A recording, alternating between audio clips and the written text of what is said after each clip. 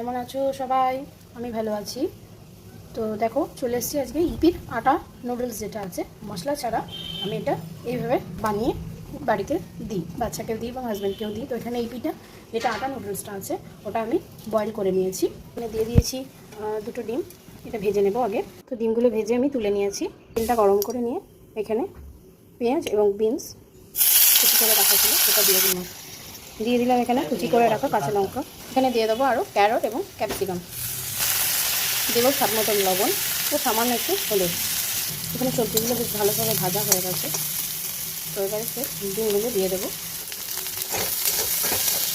এটাকে অ্যাড করবো আমার বয়েল করে রাখা নুডলসটা। তাও এইভাবে যদি খাওয়া হয় মশলাটাকে বাদ দিয়ে বেশ ভালোই হয়, টেস্ট আমার খেতেও খুব সুন্দর লাগে। তো এবার এটা আমি একটু ব্ল্যাক পেপার দেবো।